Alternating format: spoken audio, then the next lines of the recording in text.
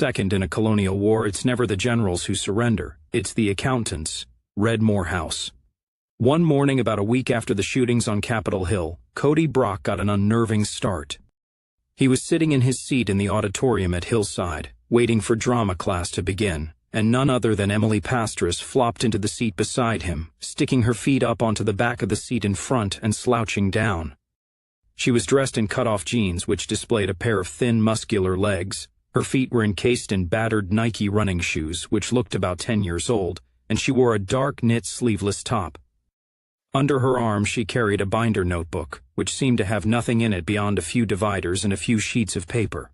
Cody saw that she was no longer wearing her Ghoul Girl makeup and her hair was no longer Morticia Addams black, but back to its original brown, pulled into an untidy ponytail. Her face didn't improve in the light of day. Her jaw was still receding, her eyes muddy, her skin was a bit pasty, and her nose was lumpy, not to mention a case of mild acne. A more unlikely Mata Hari couldn't be imagined. Hello," he said. He could hear the whispers and feel the heads turning in their direction. Emily's abduction experience at the hands of the Northwest Volunteer Army was of course common knowledge, and by now the incident had been embellished by teenaged gossips with all manner of wild tales involving rape, torture, and black magic. She was drawing attention. "Relax," she said. "I am now a tabloid cartoon character. I am teen beauty brutally buggered by burly blonde beasts in a secret Nazi bunker, and I only barely escaped being sold to space aliens as a sex slave by the NVA, in exchange for a death ray. Everyone agrees that I had a horrible and soul-rending experience. I am a pitiful little victim, and everyone wants to be my friend and give me a big hug, and then hear all the juicy details so they can call all their friends and talk about me. If anything, your being seen with me is good camouflage. After all, I would hardly be sitting down next to my heartless and cruel abductor, now would I?" Cody twisted a non-existent, lengthy black mustache. "Yahaha! Give me the deed to your father's ranch, little girl, or I shall tie you to the railroad tracks forthwith. But seriously, folks, to what do I owe the pleasure? What are you doing here? I didn't know you were a drama queen. Wait, actually, I did. Covington." "Hey, Emily, I heard about what happened," said one of the girls in the class, sliding over to them in the row behind. "I am so upset and so glad you got out of it okay. It must have been terrifying." "Thanks, Betsy," said Emily. "Look, I know everybody's curious, so I'll tell you guys all about it at lunch so I don't have to be constantly repeating it over and over again. There's not much you didn't hear on TV anyway. It was just a really shitty night." She gave a slight sniff and a small, barely perceptible tremble. She used a voice that was at once shaky and slightly irritable, exactly right for a bitchy girl who knew perfectly well that all the cool girls considered her to be a skank, but who had just witnessed 2 murders, had narrowly escaped death herself, who was trying to pass it off as no big deal when everyone really knew it was, and yet who was unable to resist getting some brief attention from the cool girls as a kind of freak. It was perfect, in character and convincing. "Sure, I understand," said Betsy, patting her shoulder sympathetically before moving back to her seat with the promise of lunchtime revelations for her friends. "You're good," said Cody quietly. "I have to be," she said. "Joe wouldn't have done anything to me. If he'd known, he probably would have puked in fear and begged me to call it off. But Jake was a mean bastard. And sneaky. If he'd even suspected, he would have got me off somewhere alone and capped me, and collected the $100 grand for himself." "I don't know," said Cody. "You're pretty quick with that blade. You ever use it?" She looked at him. "Sorry," he said. She was right, it was none of his business, personally or NVA-wise. Nor was it any of his business what she had done to get close to Krajewski and Kaplan, and convince them she was a concussion groupie. Even a relatively new kid on the block like Cody knew better than to ask that. He reflected with amazement that this skinny and homely girl next to him, one class behind him and so about a year younger, was, in fact, an agent of the NVA's dreaded 3rd section, and had quite possibly killed more men than his own measly single kosher corpse. "How did it go with the cops and FBI?" he asked. "I mean, obviously they bought it, or you wouldn't be here. But did they give you a hard time? I told them you were asking me all kinds of questions about Chris Branagar, the Homeland Security agent we met that night. They figure you were really after him more than the other 2, she told him. They believed that because Branigar's paranoid anyway. He left the strawberry early because he didn't want to go home after nightfall, if you can believe that. Big badass fed, and he's scared of the dark. Then when I showed them my scars that pretty much clinched it, and they believed me, I didn't hit you that hard, protested Cody in a whisper. She held up her right arm, and Cody saw a livid red circular burn mark, and she surreptitiously lifted her blouse and showed another on her stomach. There's a couple more in places I can't show you in public. I borrowed a cigar from Bobby Bell's and did them on myself before I called the cops from the convenience store. Oh, Jesus, whispered Cody, conscience-stricken. You didn't have to go that far. Yes, comrade, she returned irritably. As a matter of fact, I did have to go that far. The Phoebes are vile, but they aren't stupid and they're not naive. They wouldn't have bought some poor little victimized girly act without proof, and it had to be the real McCoy. Yeah, it hurt like hell, but it was worth it. Those electrical thingies the FBI puts on you in the chair for their little intimate interrogations hurt a hell of a lot more. Cody sighed. Look, I've told you I screwed up and I'm sorry. I don't know what more I can do. Anyway, why are you here in this class? I'm going to be learning to express myself through the dramatic arts, she told him. My mom is always either at church getting saved for the 400th time, or else she's down at a motel on the interstate screwing truck drivers, but she did kind of notice when the police brought me home at dawn with burns, usual crap, burn scars where I had been kidnapped and tortured by terrorists, and so she's taking one of her intermittent spurts of interest in what happens to me. She insisted I get back into school so I'll stay out of trouble and quit running around with rock and roll singers, yada yada yada. That and I gotta quit the ghoul scene and start going to church again. All her usual crap. We all have our cross to bear, Cody punned. Very funny, she said. You should come to some of her Young Life meetings. They're a real laugh a minute. A bunch of us sit around drinking wine and talking about Jesus. Christ turned water to wine at the wedding of Cana. Hence, that's scripturally okay. St. Paul said to take a little wine for your health, Cody reminded her. Then we're a really healthy bunch of believers, He looked around. They were somewhat apart from the rest of the kids, waiting for class to begin, but still they might be overheard. He lowered his voice. Look, I meant, why are you sitting here next to me? Not that I don't find you fascinating, but is it really a good idea for either of us? Covington. A couple of reasons, she said. I want your help with some things. First off, you owe me for that little screw-up the other night, and I want you to be my boyfriend for a while. Said Cody, caught off guard. Really? No, not really, she hissed. Geez, I'm not that desperate. Don't worry, you can still make all the goo-goo eyes at Kelly Shipman you want, and I won't be the jealous type. I didn't mean here at school. This is business. In a way, it's kind of worked out well that we met as volunteers, even if it was through you being a dumbass, because I've got something coming up for the section and I don't want to go into it alone. You'd be ideal. You're undercover already. We go to the same school and we've already officially met one another in Boland's class, so it will be believable when we show up together. I already mentioned this to Bobby Bells the other night, before he dropped me off, and he said once I cleared it with my section control it was okay with him. You can ask him. I will. What's the assignment? Asked Cody. Shh, she said. Mitch Newman was striding across the stage and dropped down to the floor, standing in front of them to begin the class. Good morning, kids, he said, his voice unusually resonant and solemn. Before we start, I want us to welcome a new student who's joining us a bit late. Most of you know Emily Pastras, or if you don't know her from other classes, then I don't need to remind anyone that Emily was in the news recently when she was unlucky enough to be in the wrong place at the wrong time, and like so many other innocent victims, she was caught up in the tragic and terrible racially motivated and hateful violence which has been going on in this part of the country for far too long. Emily was lucky enough to survive her close encounter with evil without death or injury, for which I know all of us are thankful. Unfortunately, two of her friends were not so lucky.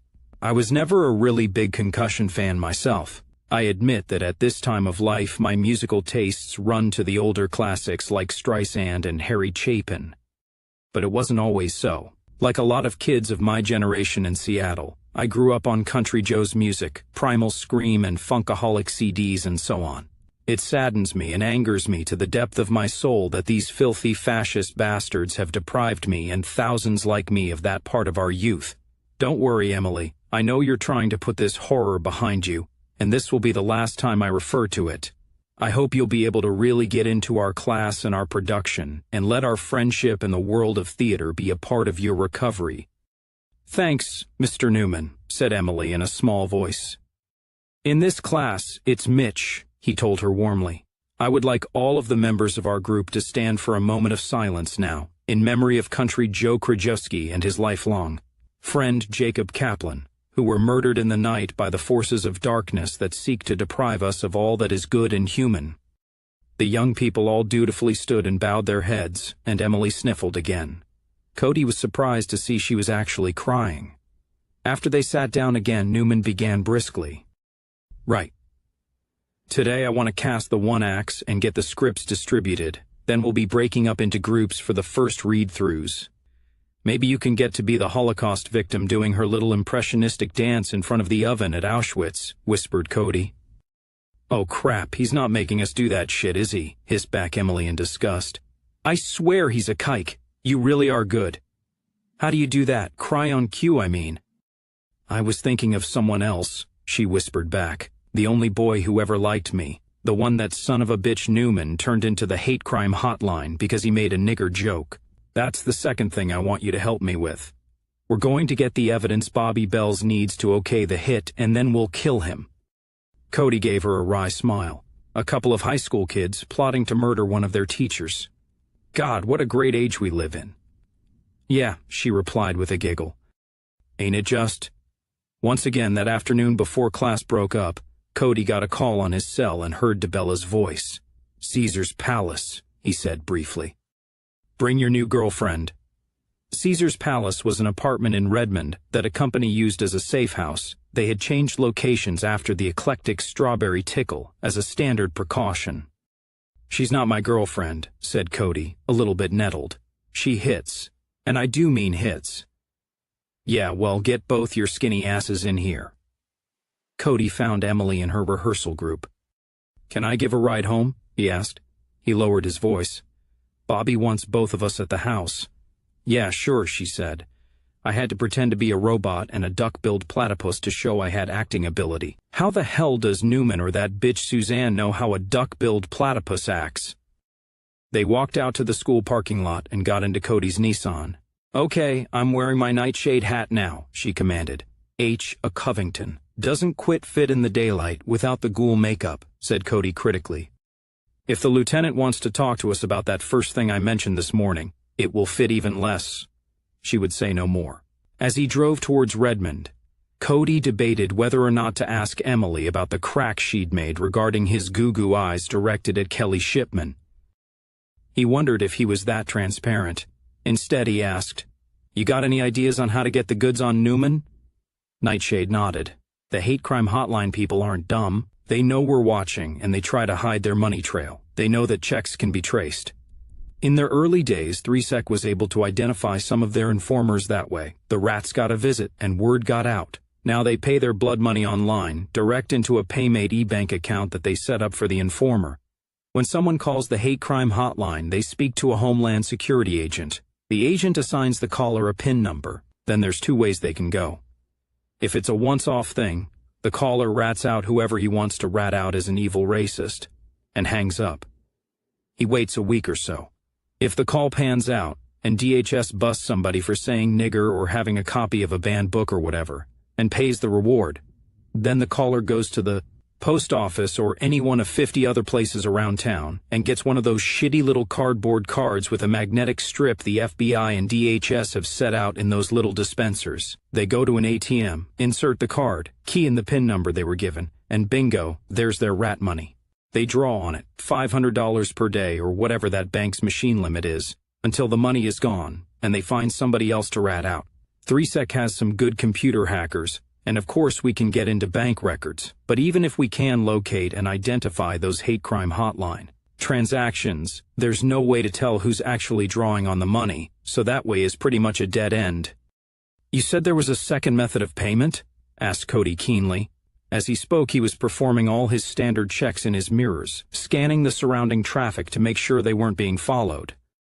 Yeah, the second method is the one generally used by professional freelance bounty hunters who have discovered you can make a small fortune doing this shit, said Nightshade in disgust. The DHS has a Hatecrime Hotline website where you can actually run a kind of internet business in human lives. That PIN number they give you gives you access to the site.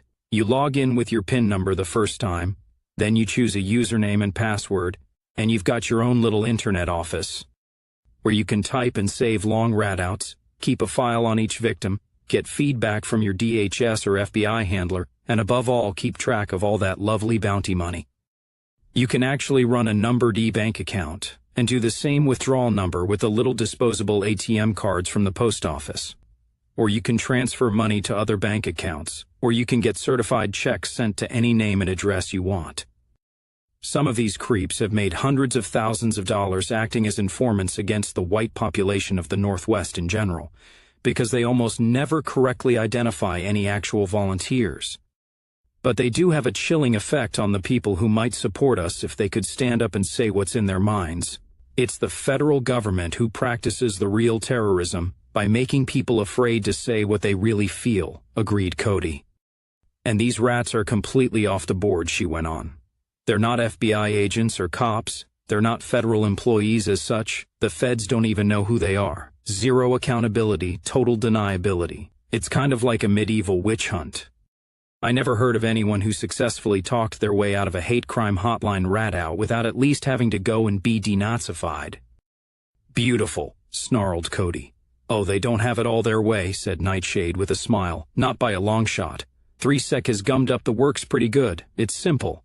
We started calling and logging in and denouncing race mixers, liberals, leftists, Jews, cops, and politicians as NVA volunteers and racists. It didn't stop the rat machine completely, but it slowed down considerably, since the feds have to sit down and sort out our disinformation from the real rat-outs. Plus, in the normal course of things, they get a lot of people calling in and denouncing their personal enemies, spurned lovers, landlords, bosses, teachers, and people who just piss them off. But our main concern is to see if we can prove Mitch Newman has been ratting out kids at Hillside so we can put him on the spot marked 10th. And you think you have a way to do that? Asked Cody.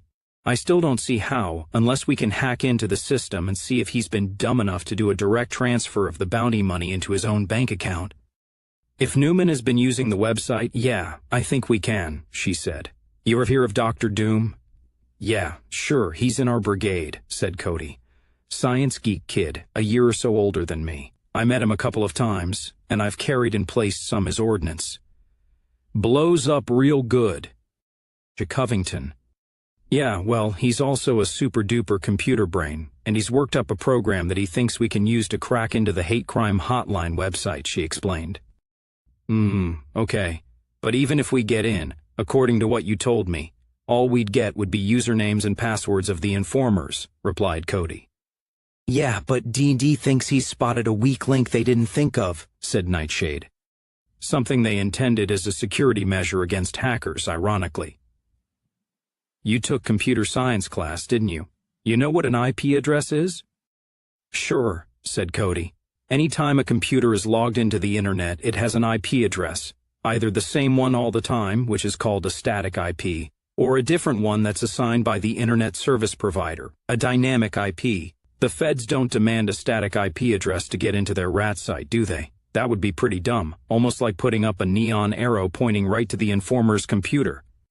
Well, obviously the feds understood their informers wouldn't always be logging in from the same computer every time, but they also knew that we would set up our own Black Ops cyber rats, and we would occasionally be able to get hold of a rat's username and password, through persuasion or otherwise. Officially, Homeland Security doesn't demand an informant's real name, but they want some way to try and keep track of who's using their system so that if something heavy happens online, they can at least try to trace whoever did it. When you log into the Hatecrime Hotline website, their site software is good enough to ping through any telnetting or firewalls or dummy IPs you may have set up and read the original IP address of the source computer, the one the informer is actually using. That IP address is logged on the federal server each time and can be looked at by an account manager or administrator, Okay, here's where I lose track of the technology, but what this program of Dr. Doom's does is, once you can get into the informer's account, it logs you on as an administrator, with admin privileges to the account. You can read the IP address of the source computers for all the times the account address has been accessed. That still wouldn't help if the rat is smart and he uses a public computer, or even his own with a dynamically assigned IP every time, said Cody, fascinated. And how do we get into the account in the first place without Newman's username or password? Okay, here's where it gets really techie, she said eagerly. I suppose you know that under the Patriot Act, the feds no longer allow any real erasure of computer files, and every single keystroke is now recorded in various hidden files all over the hard drive, mostly in the index, .dat file with Microsoft operating systems, a special hidden sub-registry in Linux, etc. Nothing anyone does on a PC ever really disappears. It always leaves a record so nosy secret police can grab your hard drive and see what evil thoughts someone has been thinking. Right, said Cody. That means that everything on a computer's drive can be recovered if you know how, and Doc Doom knows how, the girl went on with a sly smile. I'm willing to bet that Mr. Hose-Nose Newman is a lazy ass who used the computer in his office at school to do some of his ratting.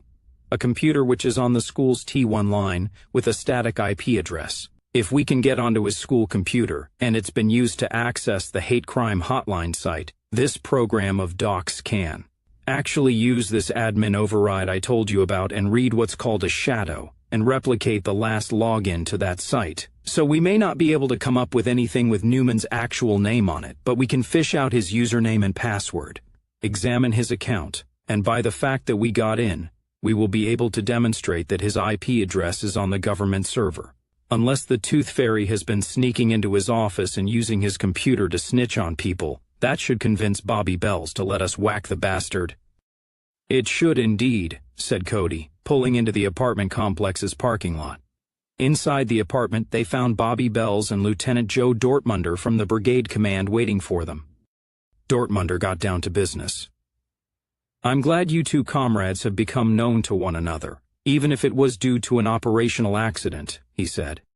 Volunteer Brock, Nightshade suggested your participation in this project because you would provide a credible companion and cover for her in a situation wherein a couple might function more effectively than a single female or male. I trust you have no problem in assisting her in some intelligence-gathering work. No, sir, replied Cody. I'd like to take on such an assignment. Good, he said gravely.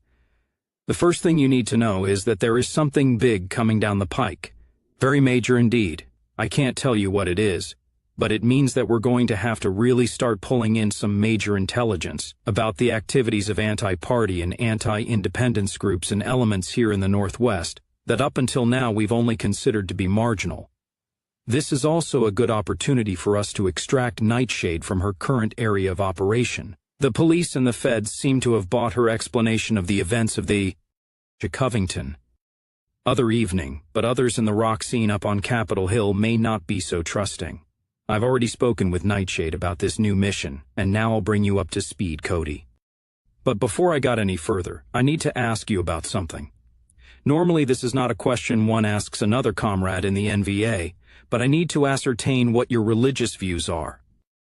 I'm a National Socialist, sir, said Cody. I know that's not a religion, but I think Commander Rockwell said it best of all. The atheist and the religious person are both fools. The religious man says, I've searched the whole universe over, and out of all that creation, this is the one true God.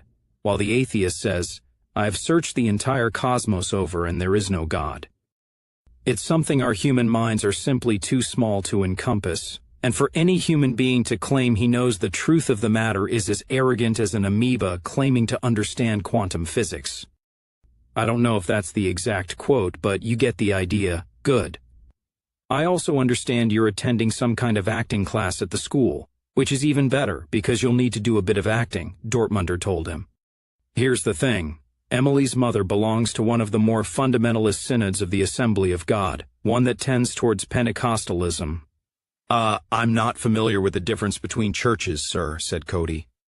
We use real wine instead of grape juice for communion, which is definitely a draw for Mom, but we also jump and shout and fall. Down on the floor, we yell "Hatabada booga wooga bee ba boo," and we pretend it's a language, said Emily. That's called glossolalia. We lay on hands and cast out devils as well, which my mom tried to do to me when I started into Ghoul Girl. Do you handle snakes? Asked Cody warily. Nightshade smiled. That's called taking up the serpent. It never quite took outside the South. No snakes, and no drinking cyanide either. No makeup or deodorant either, unfortunately. Those are worldly vanities. Of more concern to us is that the Assembly of God theology is Judeo-Christian, as opposed to Christian, said Dortmunder. They teach that the Jews are God's chosen people, and that the state of Israel is the fulfillment of biblical prophecy. This is no longer a religious doctrine we're speaking of, but a political one. The essence of true Zionism, said Cody with a nod, which is the essence of Judaism itself. Zionism is not just exclusively to do with Palestine, but is based on the alleged supernatural nature of the Jews themselves. The idea is that the Jewish people have a special relationship with God, and have a divine mission through that relationship to create a brotherhood of man, as they call it. Some also refer to it as the Pax Judaica. Needless to say, this makes the Jews superior to all others, and therefore grants them moral dominion over all of the peoples of the earth and top dog slot in said brotherhood of man. Yes, sir, I am familiar with it, more familiar than I would wish. I can imagine, said Dortmunder with a commiserating nod. Emily looked at him oddly. Good, he thought in smug amusement. Let her wonder about meth for a change. We have become increasingly concerned over the past year or so at the growing level of federal influence and manipulation in some of the fundamentalist Judeo-Christian churches, Dortmunder went on. There has always been a very heavy pro-Zionist bias within the evangelical movement, although it's of comparatively recent date, only in the past 50 years or so. It is a complete corruption of true Christian doctrine, of course, turning personal salvation through Christ into a political movement. Christian Zionism as we know it started with a book called The Late Great Planet Earth by a man named Hal Lindsey around the year 1970 or so, if I'm not mistaken, and now it's grown to a worldwide cult numbering millions of people. A lot of this has to do with certain key televangelists from the 1970s onward, who were more or less taken onto the Jewish payroll, in various ways in addition to what they could fleece out of the faithful by selling prayer cloths and words of knowledge and timeshares. The Christian right was always the main supporter of the Bush family and formed the grassroots base for this endless, insane war against the Muslim world. Cody thought of Kelly's brother Jason in Saudi Arabia, and all the others he had known who had been shipped out to Saudi or Iraq or Afghanistan, some never to return.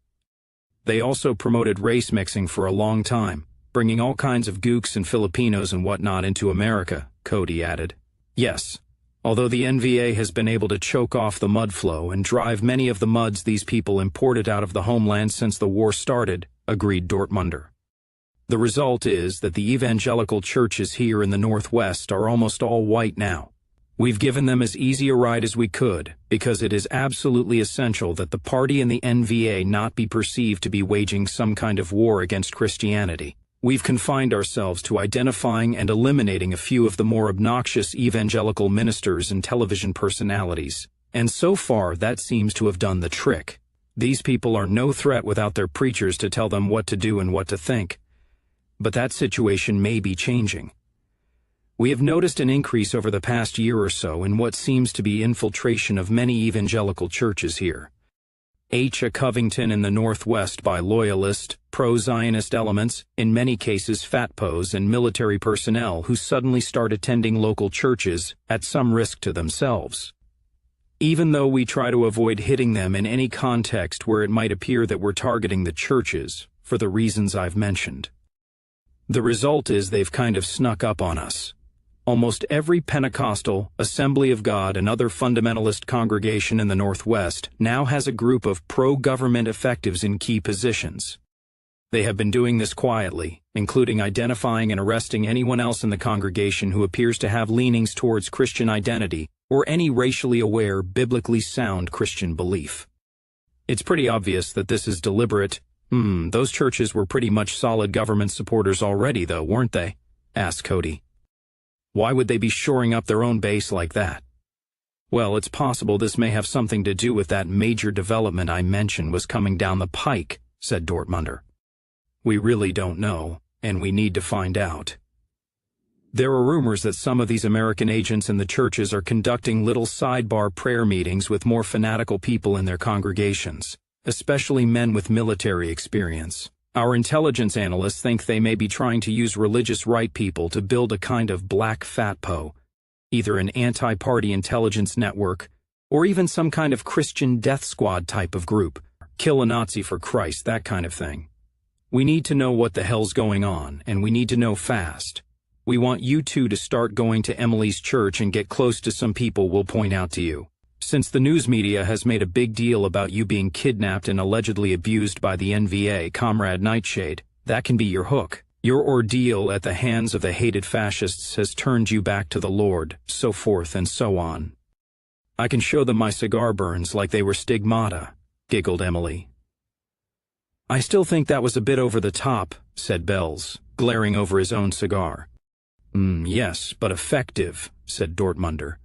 What would be more explicable than having undergone such a brutal experience? You should repent of your ghoulish ways and find Jesus again.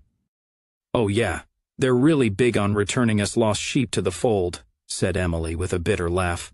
That will work all right. And you want me along as backup? Asked Cody. Yes, if you can convince them you're washed in the blood of the Lamb, and accordingly you just love Jews and Israel to death, you might be approached to join this inner circle of avenging angels or whatever they think they're doing, said Dortmunder. And like I told you, I'll need a visible boyfriend, said Emily. Somebody to keep the Bible-punching horn dogs off me at all the church activities. I don't know if you've ever been to a full gospel church, Cody, but the men are the worst leches you've ever seen, married or single. Okay, said Cody. Don't any of them actually practice what their religion preaches? Not that I've ever noticed, said Emily flatly. Even as ugly as I am, if I show up on my own, I'm going to have guys in cheap suits and blow-dried pompadours hanging all over me, especially since I've already got a reputation as a real Jezebel thanks to Mom's testifying about me and my wicked ways all the time, during my ghoul phase. I need to be able to circulate among the women and pick up all their bitchy gossip, not to mention giving them a chance to gossip about me when I'm not around. You're going to have to get in with the men and hear what they have to say. It will be dangerous, comrade. You have to understand, these people honest to God believe that the NVA are agents of the devil on earth, and if they even suspect that we are volunteers or that we so much as think any politically incorrect thoughts, they will scream for the FBI and Homeland Security in a heartbeat. If they don't try to burn us at the stake themselves. I'm in, the boy said simply. I told him you would be, grunted Bobby Bells. Now, Lieutenant, there's something else Cody and I want to talk to you about, said Nightshade. Quickly she went over the Mitch Newman situation with him. You know anything about this guy, Bob? Asked Dortmunder. Cody told me about him. He seems to be an asshole, but I ain't seen any proof yet he's a kike or a rat, said Bells. I told them both already. Bring me some kind of proof he's ratting people out to the Hatecrime Hotline, and Mr. Drama Teacher exits stage left. All right. Do this computer thing if you can, because I want to see if it works myself, and we need to test this new software D&D has invented. But remember, Newman is a very secondary assignment, Dortmunder told them. Don't get caught and don't compromise this other job. Got it? Thank you, sir, said Cody. When do we start on the church thing? There's a Bible study class tonight, said Emily. I don't have a suit, said Cody with a frown. A Covington. A white shirt and tie will do, she said, and I'll get you a Bible. My mom has about 50 of them lying around the house. We'll get you a suit by Sunday, said Bells. Try not to roll around in it too much. I don't want to have to pay for the dry cleaning. Hallelujah, brother, said Cody. On the sun-dappled morning of July 4th, as the rest of America was celebrating the traditional Independence Day of the old, long, vanished republic, Frank Barrow met with representatives of the NVA Army Council around a smoking barbecue pit to plan a new Independence Day for a new nation. The outdoor conference was held in Riverside Park in Centralia, Washington, just off Harrison Avenue to the east of Interstate 5.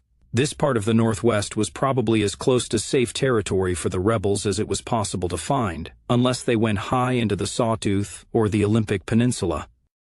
Between here and Portland lay the powerfully nationalist Lewis and Cowlitz counties, and to the northwest extended Grays Harbor County, a huge expanse of territory where the American occupation forces had been ambushed and run in circles so often that it had become known as bandit country.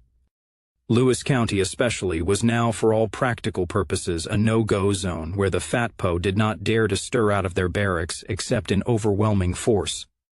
The rebels met at one of the covered picnic areas in the park. The group consisted perhaps 30 adult men and women, and a number of children who had been brought along as camouflage, mixed in along with other legitimate local picnickers from the town. Hidden in picnic baskets, purses, in vehicles, and on their persons were enough guns and explosives to take on a regiment of Fat Pos if necessary. Teams of armed volunteers patrolled the surrounding streets on foot and in vehicles to give warning of any attack, but there was not a sign of a single federal soldier. Even so, Barrow was uneasy about the kids running and playing and screaming, but he knew it was a necessary ruse. "I don't like placing white children at risk any more than you do, but we have no choice," Red Morehouse had told him. "Any informer or federal recon sees a picnic with no kids, they're going to know something's up. Don't worry, we've got our people crawling all over this part of town. If anything comes down, the women volunteers have been given special E&E instructions to get the children out of harm's way. But that shouldn't happen. Down here, a squirrel can't move in these trees without the volunteers knowing about it." Now a small group of men stood around a barbecue grill that had been set up at a slight distance from the tables, turning sizzling hot dogs and pieces of chicken and sipping soft drinks from cans while they spoke in low tones. They were casually dressed, but all of the men wore long shirts to cover the pistols in their belts. Besides Barrow, there was Colonel Patrick Brennan, who was the NVA departmental commander for the state of Washington, Red Morehouse, Lieutenant Joe Dortmunder, and Major Jeff Anderson from the Army Council. Beside them stood a huge hulking man with rippling muscles and a wide coal-black beard that covered the front of his t-shirt. He had a face like a Harlan County coal seam, with burning green eyes and a seemingly permanent scowl. The big man wore a slouch hat with a feather in it. This was Commandant John Corbett Morgan of the Port Townsend Flying Column, the largest and most efficient single combat unit in the NVA, with the possible exception of O.C. Ogilvy's fearsome and legendary Hayden Lake Column. Ogilvy had not been invited, owing to some questions regarding his sanity. "Damned if it doesn't look like they're serious about it," conceded Anderson reluctantly. "I got confirmation just before I left. They released the first prisoners from Auburn last night, and Carter Wingfield picked them up in Miller-Sylvania Park this morning. Not only that, but the men he took with him got to be the first to show off our new uniforms, such as they are. We've got that Irishman up in Seattle, and he's pressing full speed ahead. Apparently the feds want to get this show on the road, and soon." "Where?" asked Barrow. "Where will the conference be held?" "At first they was talking about Geneva, or Jamaica, or Camp David, but we told 'em to hell with that," rumbled Morgan. "We gon' have it right here in the homeland." His speech was still redolent with the twang of the Kentucky mountains where he had been born. "And they didn't argue for 5 months about the venue and the shape of the table and how many bathroom breaks each delegation got and all that crap?" asked Barrow in surprise. "Nope. Looks like they really do mean it," repeated Anderson, shaking his head in disbelief. "God, I wonder what the hell they're up to. Why are they doing this?" "They're doing it because we whooped their asses," said Morgan, spitting a wad of tobacco on the grass. "I wish I could believe that," said Anderson worriedly. "I'm sorry, I just don't trust anything the federal government of the United States does or says. In the past century, the power structure in America has reached a state of almost pure corruption. These people always have the most sinister H. A. Covington, of ulterior motives for everything they do. Their minds are as twisted as corkscrews, and that's how they think. It's a lifelong habit with them." "All right, then where in the homeland will the conference be convened?" asked Barrow. "We're proposing to hold it down in Longview," said Morehouse. "We thought about this a lot. We don't want it in the middle of a big urban area where our people could be surrounded, but we don't want to have it so far out in the boondocks that you have to be Daniel Boone to find the conference site either. We want this done out in the open, in plain view as much as possible. Transparency is our friend here, while secrecy serves the enemy. We've never made any secret about what we want, or what we're fighting for, and we're going to stand up and demand it now. We want the whole world watching, looking over our shoulder. We wanted something that was close enough to a populated area, so that we can conduct this jamboree in some kind of civilized surroundings with such amenities as indoor plumbing for our guests from the world diplomatic community, and bars for the news media, who won't appreciate any kind of dry environment. That sounds petty, but we're going to have to try every little thing to cater to people we've been killing and terrorizing, so they get to drink, even if we can't. We need to be able to get the media in close enough to us to make sure the feds don't control total access to outside communications, so we can make our case and let the rest of the world know what's going on. None of this embedded crap for the reporters. We're making it clear that free and uncensored media access is an ironclad precondition, although in view of who controls the media, I'm not sure how much good that will do us. Longview is close enough to Portland to make them feel comfortable, yet close enough to our own bandit country around here, so that there's at least some chance we can E&E if things go bad. Hell, down here we can just break for the woods and the first house we come to will most likely be sympathizers, commented Morgan, taking a slug of Mountain Dew. The local party did a real slap-up job before 10/22 down here. They're apparently sufficiently serious, so they want to start the conference by the end of this month, said Anderson. July 30th or 31st. I haven't heard any public announcements yet, said Barrow. It could be the feds haven't gotten the message about this telling whole world thing. Don't they want to keep the negotiations secret, at least in the early phases? No, although they did ask that they be allowed to make the public announcement, which we conceded, said Brennan. That's letting them put their own public relations slant on it right from the start, true, but it's their party. A lot of this is going to involve our giving in on minor faces-saving bump, even while we hold out for the substance. The trick is going to be making sure we can tell the difference. Might as well let them break the story, since no one would believe us if we called a press conference and asserted that we were negotiating independence from the United States, agreed Anderson. There will be a nationwide televised statement from the White House within a few days, as soon as we let them know through the UN guy that we agree and we're ready to set a time and a place. Chelsea herself is going to make the statement? Demanded Morgan. Looks like it, replied Morehouse with a nod. Of course, it's pretty much an open secret that her mom still runs the country, insofar as anyone runs it anymore. Tell me about it. That little girl has got no damned business being president of anything bigger than a PTA, said Morgan. She seems to be a sweet kid. Leastways, she don't fuck everything with a pulse like her daddy did, but she's dumb as a bag of hammers. I wonder if she knows that one of our heaviest hitters is her half-brother? Asked Anderson with a chuckle. That Italian kid who was with Murdoch's column? Asked Morgan. Matt Redmond mentioned him a couple of times. Yeah, I heard about him. I understand there's quite a story there. Yes, Lieutenant Vitali, said Barrow. He's Jock Graham's chief head knocker over in 2 Brigade. I've met him a couple of times. And you're right, it's a hell of a story. Chelsea Clinton isn't actually going to be present at the negotiations with the American delegation, is she? No, apparently it's going to be headed up on their side by Walter Stanhope, the Secretary of State, said Anderson. That's another suspiciously favorable omen from our point of view. The Secretary of State, not the Attorney General or Director of Homeland Security. It shows that they're treating the Northwest as a political problem now, instead of a criminal one. But Chelsea will be making the public television announcement? Asked Barrow again. Where exactly does she fit into all this? I mean, after all, technically she is President of the United States. You'd think at some point she'd be involved in giving away 3 or 4 of the states. That's what puzzles me most about this whole thing, Anderson continued. Who the hell's idea was this conference anyway, and why? It's one of the world's biggest open secrets that Chelsea Clinton is a Covington. Figurehead president with no will of her own. There's a rumor that one day Chelsea was sitting in the Oval Office, the window was open, a leaf blew in and landed on her desk, and she signed it. Whatever crap she gets up on television and reads off the teleprompter, you know damned well that the Wicked Witch of the West made up for her. But why the hell is Hillary Clinton agreeing to do what no American president since Lincoln has agreed to do? divide up the American pie.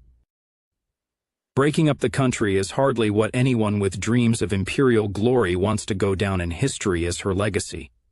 Okay, John C., maybe you're right.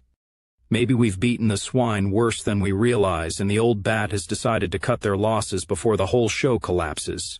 You know, if that is the case, we might actually be able to get a better deal if we just kept on fighting and let the damned American empire collapse, said Brennan, rubbing his chin thoughtfully as he sipped his Diet Pepsi. Then grab everything we can out of the rubble. There's those amongst the command structure as say we should do just that very thing, growled Morgan. I ain't so sure myself it ain't the way to go. I've had enough, John, said Barrow quietly. Until this peace possibility came up, I didn't realize just how much I'd had enough. I'd pretty much resigned myself to the fact that I wasn't going to make it, that sooner or later they'd get me and I'd end up bleeding my life out on a sidewalk or buried alive in Florence or someplace like it. If there's a chance I can have another future, I want to take it.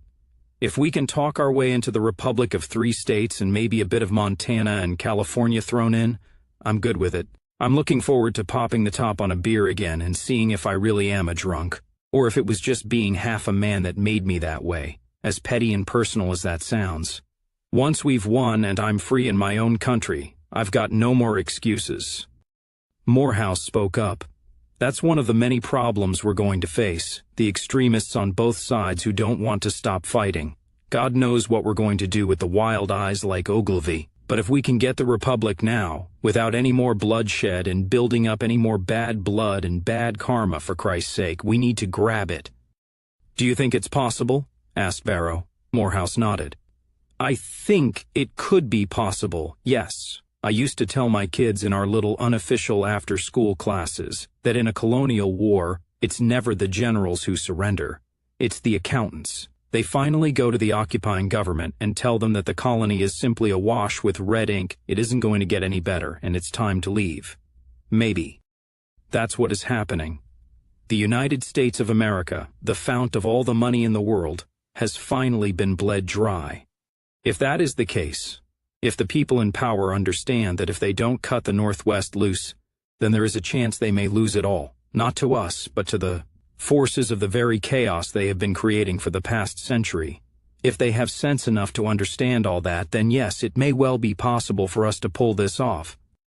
So if enlightened self-interest is the criterion, why the hell has the United States never pulled out of the Middle East? Asked Brennan.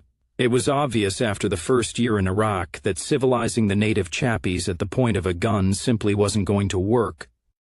An interesting point, agreed Morehouse. Apparently the forbidden I word trumps common sense and enlightened self-interest where the United States government is concerned. When push comes to shove, it could be that Israel's survival really does take priority over America's.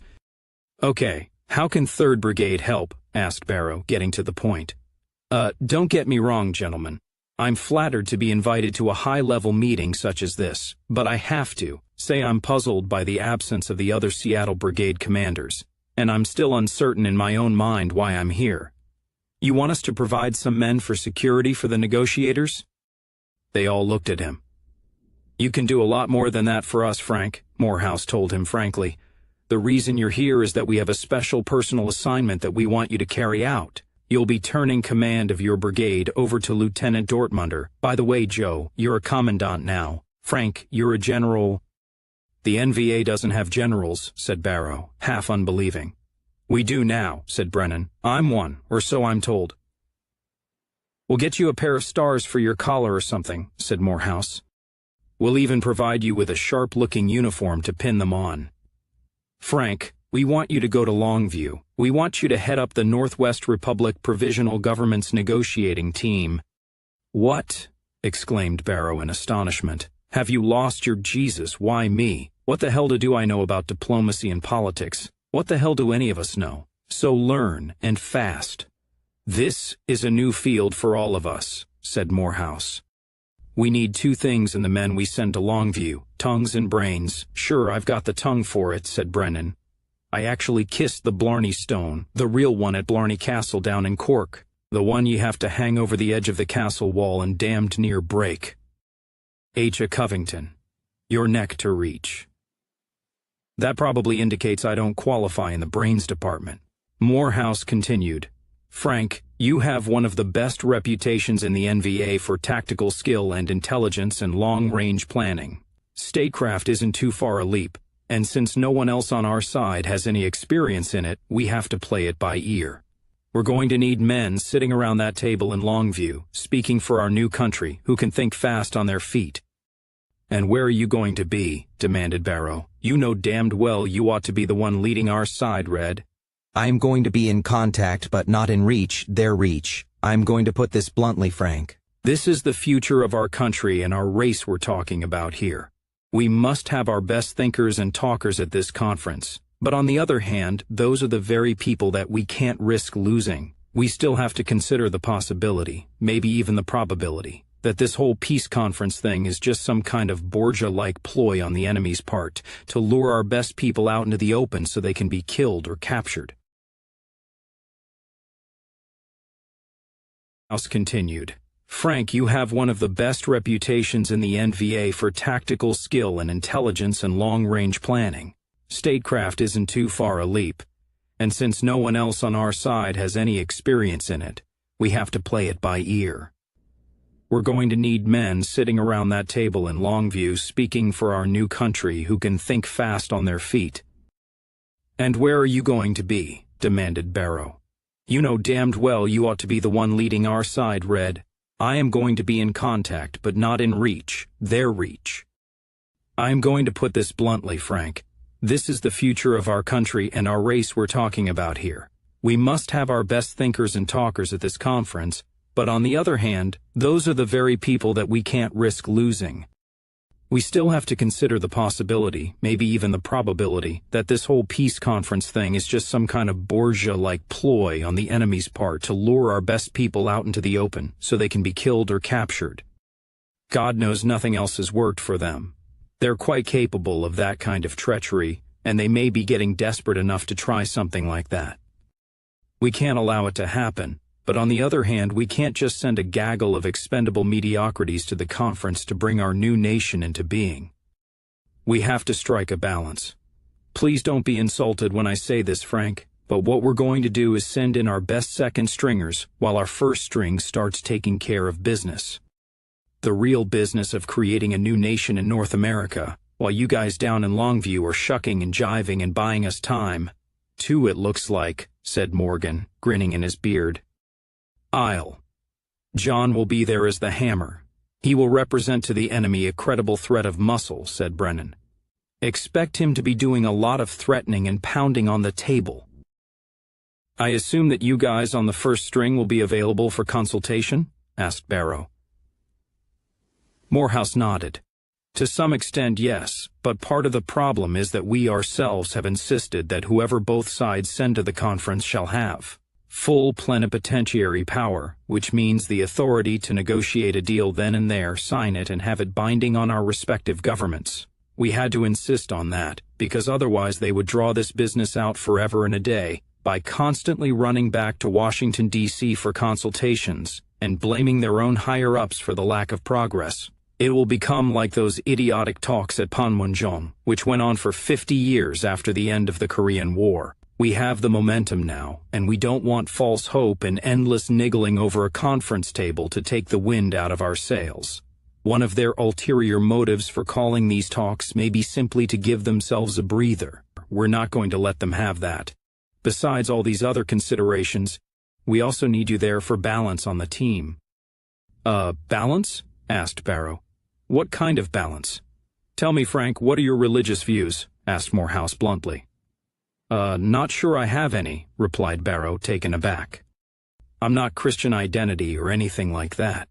Neither do I climb up on the roof during thunderstorms and bang two garbage can lids together, calling on Odin to strike me with lightning and make me invincible. You're NS, right? More or less. I'm not sure if Heinrich Himmler would have invited me to his castle retreat for the mystical SS rituals, but I suppose you could say I'm a Rockwell man, said Barrow. The books I carry with me from place to place are White Power and This Time the World, if that helps pigeonhole me. But why is it necessary to slap a label on me or any comrade at all? We're all volunteers, and we're fighting for a country, a homeland for all white people the world over. That kind of thinking is why we need you at the head of the team, Frank, replied Morehouse somberly. I agree, we shouldn't be pigeonholing our comrades or slapping labels on them, but the problem is that we've been slapping labels on ourselves for a long time. You came into the NVA after 10/22, right? Morehouse nodded. Then you weren't with the party during the years before the war, and you weren't part of the deranged zoo that was the so-called white resistance movement in all the years before that. Our 40 years of wandering in the wilderness, if you'll forgive the biblical allusion. Only in our case it was over 60 years, depending on when you want to date the beginning of the Northwest migration movement from. That's another reason we urgently need a newer man like you in charge of this crucial mission. You weren't ever in the old movement, and you haven't picked up the bad habits and the baggage that people with pre-war movement backgrounds all seem to lug around with them. We've been able to subsume our internal differences since 10/22. We had to, because failure to do so meant death and prison. Much to everybody's surprise, at the 11th hour and the 59th minute and the last damned second, we were finally able to get our act together. When you're sitting in a car in the rain waiting to kill somebody, or hiding in a safe house, or lying in an ambush out on the interstate waiting for a federal convoy, then you have to be able to rely on your comrades completely. We were able to achieve that, and that's why we're now at the point where independence and white freedom is now in our grasp. But we could still blow it if we allow some of these stupid pre-Northwest migration issues to resurface. First and foremost among those issues is religion.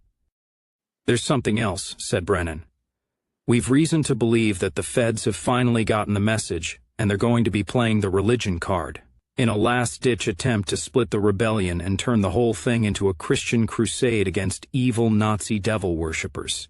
We are getting reports that they're trying to create some kind of Christian vigilante group or death squad from the fundamentalist Judeo-Christian churches here in the Northwest.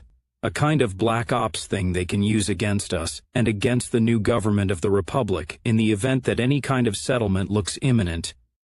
You about those 2 kids I sent in to suss out that one bunch of holy rollers in Bellevue to see what was up with that, Dortmunder reminded him.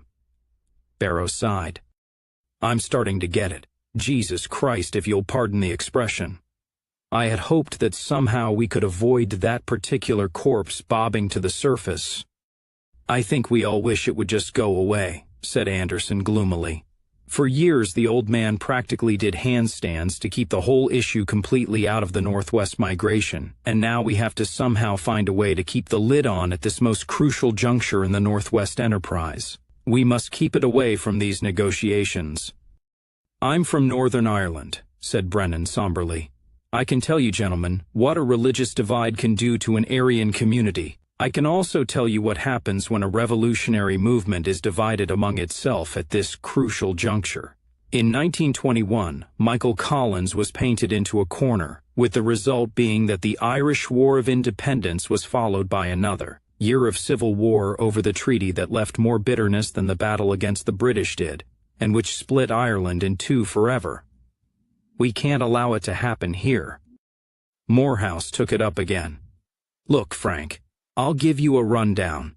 To make a long story short, like all armies, most of the NVA's rank-and-file volunteers originally got into the Northwest movement for their own individual motivations, mostly having to do with personal revenge for wrongs done to themselves and their loved ones, by the government, or by the assorted non-white minorities that the government turned loose on America. That's just human nature, but a lot of them did previously possess certain ideological motivations, or else they have acquired them over the past 5 years. Like every other political and social movement in history, Northwest migration isn't a monolith. There are factions and tendencies and ideological divisions within our ranks. Diversity, if you'll pardon my using the term. Now, that doesn't mean that we can't build our own nation out of all kinds of diverse trends and elements. So long as there is a basic common ground of nationhood and racial welfare at the core of it all. Francisco Franco created such a revolutionary movement and such a nation in Spain, and it lasted for 2 generations before it was corrupted. Franco didn't have a religious problem, said Barrow. Actually, he did, a bit, although not like ours. Look, We all know that here in the Pacific Northwest we are fighting for a homeland for all Aryan peoples the world over, but it wasn't always like that. Since the very beginning, when it was just the old man sitting all alone in a flophouse in Olympia with a battered personal computer raving into cyberspace, there has been constant pressure for him personally and for the Northwest movement collectively to come down on one side or the other of the religious divide. He always avoided it and stood up for a home for all our people with maximum personal liberty of the kind which can only be achieved in a monoracial state. He always stood for a movement and a community based on blood, not on faith. He would do, said Barrow. The old man is a National Socialist. That's what National Socialism means. The concept of one Aryan racial nation, transcending all the artificial boundaries that the Jews have set up to divide us on lines of state or religion or politics. Yes, so am I. But that viewpoint has not always been a majority within the party, said Morehouse in a worried voice. In fact, although there's no way to tell since we don't do opinion polls, it may not be in the majority now. Allow me to grossly oversimplify this down to a first-grade level.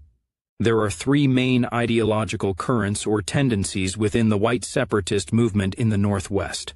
The first of these are the Christian fundamentalists of various kinds, primarily but not exclusively the various Christian identity sects, with a fair number of fundamentalist Mormons thrown in, especially in Idaho. I think it's fair to say that there is a significant minority in the ranks of the party and the Northwest, volunteer army, including the upper echelons and the officer corps, who expect the coming Northwest Republic to be a kind of high-tech Puritan New England, complete with blue laws, religious indoctrination in schools, witch burnings, scarlet letters, and lengthy sermons by cramped and crabby divines, with maybe a little polygamy thrown in depending on which brand of CI you follow. Then on the opposite end of the spectrum, there are the anti-Christians of various kinds. Some are merely violent atheists whose main gripe against Christianity seems to be that their parents made them get up early on Sunday morning, dress up in scratchy, uncomfortable clothes and tight, hard shoes, and go to church instead of watching cartoons or playing Nintendo. But there are also people who genuinely hold to different religious faiths, Odinists and a few Wiccans, self-proclaimed druids, you get the idea. They want everybody to dress up in bearskins and horned helmets and dance around bonfires on the solstice drinking mead from cow horns and goblets and whatnot, plus a little polygamy as well. Yeah, I've known some of these neo-pagan types, agreed Barrow. Red, let's be honest. These comrades aren't bad people and some of them are sincere, I don't question that. But I actually happen to know a little history. Those so-called religions in their present-day form aren't the original deal from thousands of years ago, no matter what their proponents claim. Other than a few interesting local legends and customs scattered around Europe, all the old pagans died out centuries ago. In most cases, we don't really even know what they believed. Sure, there's a few bona fide old survivals, like the Wren boys going from house to house on St. Stephen's Day in Ireland put in Brennan. They play musical instruments and dance around the house 3 times, and ask for money to bury the Wren. But it's empty mummery. There's no oral or folklore connection with the past, it's just something you do every day after Christmas. It was obviously once some kind of pagan ritual, but no one in Ireland has any idea anymore what it originally meant. Probably something horrible altogether having to do with grisly human sacrifice or some such. Nowadays the Wren boys just collect the money and take it to the nearest pub. Most of the so-called pagan religions our people now practice are very modern inventions, less than a century old, continued Barrow, nodding his head. So-called Wicca has nothing to do with medieval European witchcraft, or what went on in Salem in 1692. It was invented by a guy named Gerald Gardner after the Second World War. A satru is basically a collection of Old Norse myths and sagas, which are legitimate but were never intended to be organized into a formal religion. Like I said, they're not bad comrades. But to what degree do you think these people actually believe all that Odin and Earth Mother stuff? Thing with most anti-Christians is not the degree to which they believe in whatever cult or theology they have chosen Christianity, explained Morehouse. The important consideration for our purposes is the degree to which they hate Christianity. Just as we have comrades who are like Cromwell's Fifth Monarchy men, and believe they've been fighting for the past 5 years to build the New Jerusalem and establish the reign of King Jesus on earth, we have among us certain fanatics who consider that they have been fighting for the past 5 years not against the Jews, but to overthrow the Christian religion. You know, the type of people who used to go around before the war passing out literature calling Jesus Christ a dead Jew on a stick. Like you said, I wasn't really involved in the movement before the war, said Barrow. I was, said Joe Dortmunder in a sour voice. I remember some of that anti-Christian literature that some of our people used to pass out before. I never understood why. What the hell did they hope to accomplish? In what way was any of that stuff relevant to Jug Ears shipping every job in sight to the Third World while he ran wild slaughtering brown people in Iraq? There just never seemed to me to be any reason to get all hot and bothered about a problem which is basically insoluble. I mean, okay, you can argue all you want about religion in church or in a bar, but for God's sake, no pun intended, how can you expect to win people over to a new political movement when you start out by insulting their religion? I mean, gimme a break. This is one reason that we want you to head the delegation, Frank, said Morehouse. Getting back your own orientation, there's that third tendency in our movement I mentioned, the National Socialists, some of whom are Christian, some not, and some of whom simply don't give a damn, but who have already made a personal commitment to a doctrine in which blood trumps faith. You're a Rockwellian American National Socialist, which frankly in my view is the most sensible thing to be, but that's something which I would probably not say in public or even in private in a meeting of the Army Council, for fear of giving offense. Well, as bizarre as it would have seemed to Rockwell and to Adolf Hitler himself, National Socialism has actually become something of a force for moderation and balance within the white racial resistance movement. We believe the best way to keep the Christians and the anti-Christians from rending one another's entrails during this crucially sensitive time is to use the Nazis as a kind of fulcrum or balance to keep the two extremes in equipoise. You will have at least one person on your delegation who is known to represent both views. Who? Asked Barrow keenly. Anybody I know? If I'm going to try this, Red, I don't need to be fighting on two fronts, the enemy in front of me and the kooks on my own team behind me yelling about how many angels can dance on the head of a pin. They won't be kooks, Anderson assured him. They will be sharp minds and dedicated political soldiers like you, and the only thing their religious views will have to do with their presence is an unspoken signal to the rest of the Northwest movement that we acknowledge the contribution of all of our volunteers, and we will not be excluding anyone from the bargaining table. The Republic will be inclusive, although frankly there are some who aren't going to like that message. As to your delegation to this conference, if there's anyone you feel uncomfortable with, you get a veto. Morehouse chuckled. Don't worry, Frank. We understand this is too damned important. No kooks need apply. Most likely there will be Major John McCausland from the Sawtooth Flying Column, who is not only a damned fine officer and guerrilla fighter, but a well-known identity pastor and something of a theologian. Before the war, he was holding his own as a biblical scholar at Gonzaga University in Spokane, before the government decided his scriptural interpretations constituted hate crime and arrested him. He was one of the Walla Walla escapees, and he followed Winston Wayne to Coeur d'Alene and the 1022 Rising, the First Republic, and then on into the Sawtooth. From the non-Christian bag, we're looking at Captain Robert Gare from the Portland Special Operations Unit. He's third-generation Odinist. He's also one of the bravest and smartest guys we have in the NVA in my view, although truth to tell, we're all pretty special. We haven't been able to contact him yet. He's doing the resurrection shuffle at the moment, since the late governor of Oregon had his little mishap a couple of weeks ago. It ain't no act, growled Morgan. I really do want to keep on killing those bastards just for the sheer hell of it. McCausland, Gare, who else? How big is this delegation going to be anyway? Asked Barrow. About 20 people, said Anderson. 6 to 8 accredited delegates, each delegate to have an aide to serve as a gopher, plus a few extras like a press secretary, a security officer, so forth and so on. You can pick anyone you like, except Joe here, who, like I said earlier, is being promoted to field command of the 3rd Brigade. But I strongly suggest that you leave your best combat teams and field commanders. I can't see Sammy Feet or Bobby Bells being much use at a shindig like this, agreed Barrow. Mixed into the delegation will be some of the third section's better operatives to try and keep you fully up to speed on everything, including a couple of techie types who will hopefully be able to detect and circumvent the inevitable federal attempts at electronic surveillance. You will be the delegation's chairperson, and you will report on a daily basis to the Army Council on your progress and receive our instructions. That's the official version. In real life, we simply have to assume that despite the best we can do, your communication with the Council will be bugged in some way by the feds. Therefore, one of the delegates, or if possible a third section op we can slip into the proceedings somehow, will also be in communication with command. And, in a pinch, his or her directives will override anything you get over the official channel, which we may have to massage for our federal listeners. If he or she is also bugged or intercepted, then we're screwed. Don't ask me who it is because we don't know yet. Third section is working on it. When do these festivities start? Asked Barrow. It will be within a couple of weeks after the announcement by the President of the cessation of hostilities and the beginning of negotiations, said Morehouse.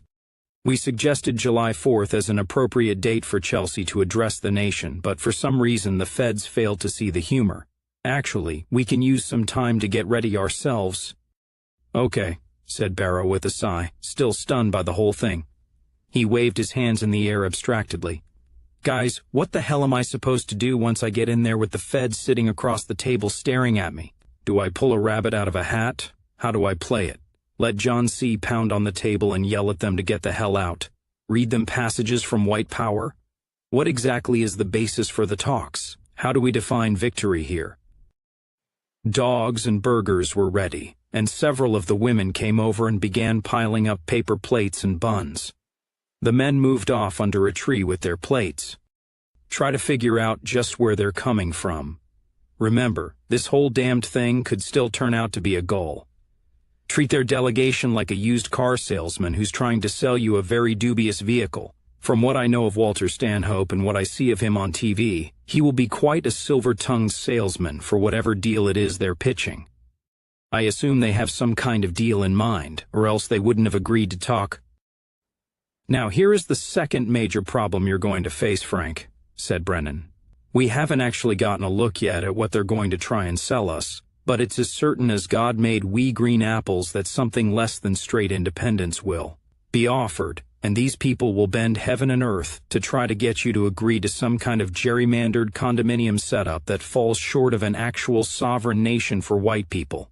A return to pre-statehood territorial status, the creation of some kind of big white Puerto Rico, a Northwest legislature that doesn't really have any power, some blethers like that. They're going to want to keep control of the homeland's foreign relations. They're going to want to keep military bases here. They're going to want to appoint some kind of viceroy from D.C. with veto power over our government. They're going to want to make us fly that bloody red, white, and blue Masonic dish rag in our sky. They're going to want some kind of oath of allegiance to the feckin' United States, on and on and on. Above all, they're going to want to sneak the mud people back in somehow, and the bloody kikes as well. From their viewpoint, U.S. pale-skinned peasantry can't possibly be allowed to have a country all our own without the wee Jew boy over there in the corner to listen and make faces and slip a few things into his pocket now and then. Frank, you must resist this, no matter what blandishments are offered, no matter what threats are made. Remember what happened in Ireland in 1921. You must not try to come back with anything short of the Republic, the whole Republic, and nothing but the Republic. It would not only cause a civil war between the NVA as effectively as religion may do if it's allowed to get out of hand, but it would be a betrayal of the whole purpose of what we're doing, and it wouldn't work anyway, said Morehouse. Some people might advocate that we accept some kind of half a loaf as a springboard for something better in the future, but history proves that doesn't work with Zog. With liberal democracy, you start at a certain level of moral and decent existence, and then everything decays from there, kind of like radioactive half-life. The United States started at an exalted level in 1783, and it decayed from that point on. Anywhere there are Jews, things only go downhill. The only hope that our people have for any kind of continued existence is the absolute removal of the Jew and everything the Jew has created from our lives, our consciousnesses, our hearts, and our souls. We're like the wolves, the buffalo, the damned spotted owls.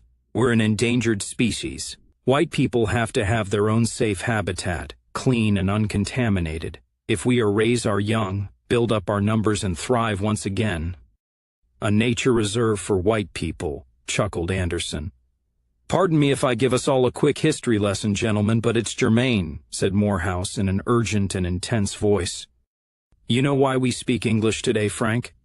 You know why England became the great mercantile and vibrant colonizing nation it did?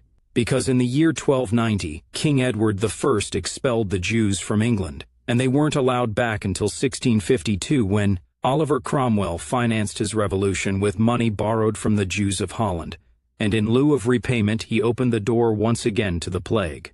That was the longest time period free of Jews that any nation in the modern world has ever enjoyed. This meant that during the crucial period of England's national development, from the medieval through the Renaissance, the Elizabethan era, and on into the modern age, the British people were allowed to grow strong and wise and healthy, straight upward and outward, without suffering from a massive national tapeworm like the rest of Europe. That's why the English were always one jump ahead of everybody else who tried to settle here. We have created that kind of healthy and vigorous home where we must raise many, many children. That's what you have to bring back from Longview, Frank. You have to bring back 100 million white children who aren't even born yet. At Hillside High, the drama class's one-act plays were progressing well, largely due to the fact that they had almost no script and required nothing but subjective artistic interpretation of various roles and emotions, so there were no lines to learn, almost no sets to build, and no real way to tell a good performance from a bad one. Everything was subjective. Cody managed to avoid being called upon to act, and so he didn't have to go on stage and bark like a dog, or sing a homosexual love song to the god Apollo, or be Chief Seattle and proclaim his grief over the loss of his people's hunting grounds to the evil white man. He landed the job of lighting manager, and all he had to do was stay up in the catwalk during the plays, and raise and lower the lights on cue, plus handle a few spots and special effects. On her part, Emily managed to evade the interpretative Holocaust ballet solo, but she ended up lumbered with the duckbill platypus. Even Kelly Shipman, who got to be the goddess Hecate, and the suffragette Susan B. Anthony, with a long declamation on male oppression of women, wasn't too pleased with the situation. Talent has to be disciplined in shape, she grumbled one day when she and Cody managed to catch lunch together without the ever-present Craig, Molly, and the rest of her cool person entourage. If these people want to learn to act, they have to learn to perform under pressure. That means things like having schedules and lines to memorize and to take direction. One thing I learned down in Hollywood doing cheerleader love is that even on a piece of grade B crap like that, making a movie is incredibly hard work. On weekdays we got our wake-up calls at the condos at 5 in the morning, and we had to be showered and dressed and outside waiting for the minibus to take us to the studio by 6 to beat the traffic. We had breakfast in one of the cafeterias, and then it was on to the set, or out onto location at the local high school, and sometimes we didn't get back to the condos until 9 or 10 at night. If Mitch wants these kids to become serious actors, then he needs to make them work. We need to be doing real plays that require real effort, not messing around with this so-called avant-garde crap. Cody thought it opportune to drop in one of his very rare political hints. Have you noticed that avant-garde generally means Jewish? He said casually. Like all these totally gratuitous Holocaust references that slide in and out of the plays we're doing. It's like drama has some eternal obligation to keep on fighting a war that ended in 1945, but I can understand why Mitch would be attracted to that kind of theater. Yeah, I know what you mean, agreed Kelly. I heard Mitch is secretly Jewish too, but he doesn't dare let on because he's scared the Spuckies will kill him. After what happened to Emily Pastras, can you blame him? How's she holding up, by the way? She asked slyly. I notice you seem to be giving her a lot of rides home after class, and the little birdies tell me she's actually got you going to church with her now. I think that incident over in the city last month where she got snatched off the street really rattled her, and she's going back to basics, said Cody. She's not into ghoul anymore anyway. The church thing is mostly for her mom's sake, to settle her down. I can understand why she's worried, though. It was a pretty close call. So how about you? Kelly asked curiously. Have you been saved yet, or born again, or whatever? I'm not really that religious, but some of the people at her church are interesting, said Cody carefully and non-committally. High school was a cauldron of gossip, of course, but he was a little disturbed that his outside activities were common knowledge. He tried to change the subject, but Kelly would have none of it. So what's up with you two? She asked merrily. No offense to Emily, if you like her that's cool, but I think you can do a lot better. I thought that once myself, he replied calmly and simply, looking directly at her. That did it. She flushed and immediately got back into the subject of the one axe. Well, so much for that, Cody thought with an inward sigh. As if I didn't know. In the course of things, Cody and Nightshade did end up hanging out quite a bit together. He found his new girl comrade intelligent and down to earth, if not exactly a barrel of laughs. They both did odd jobs for a company after school, and most nights they got dressed up and went to church. Cody now sported a short haircut, and he had a blue serge suit which he wore on Sundays, as well as a collection of pastel shirts and ties and dark slacks for weekday Bible studies, youth groups, and services, complete with a little American flag pin for his lapel, of course. Emily's church attire was equally neat and plain, always a skirt and flat shoes, light short-sleeved blouses, with her hair worn long and straight. It would have been difficult to recognize the ghoul girl from the parking lot that night on Capitol Hill. They both appeared at the Bellevue Assembly of God's Full Gospel Tabernacle with highlighted Bibles and ring notebooks under their arms to take copious notes on various scriptural points, and matching small crucifixes on chains around their necks. Cody made it clear to everyone in the congregation, right from the first, that he was utterly outraged by the terrible thing which had been done to his beloved Emily by the wicked Nazis, and that he thought this was just the right time for the two of them to come together in Christ, now that she'd been scared straight and renounced her demonic heresies. The two of them together came across as modest, respectful, and eager to help the older members out around the church. Cody found he had a good enough singing voice to be invited to join the choir. It was a good observation post. He didn't just sing in the choir, he made it a point to cultivate the acquaintance of certain suspect individuals in the congregation. The head honcho was Pastor Leonard Sheldon, a typical blow-dried polyester preacher with a slick manner and too much aftershave. Sheldon was married to a bouffant-haired woman with a perpetual lobotomy Jesus grin whose name Cody could never remember, by whom he had a genuinely cute brood of young children. Sheldon is more of a lech even than most, Emily had told him in a briefing before they went to their first service together. He's one of the reasons I quit going to church, in fact. He will assume that this time around I'm more or less dragging you along to keep his hands off me, and my guess is he'll accept that as the explanation for your presence, and turn his attention elsewhere. After all, there are a lot more female fish in his little pond.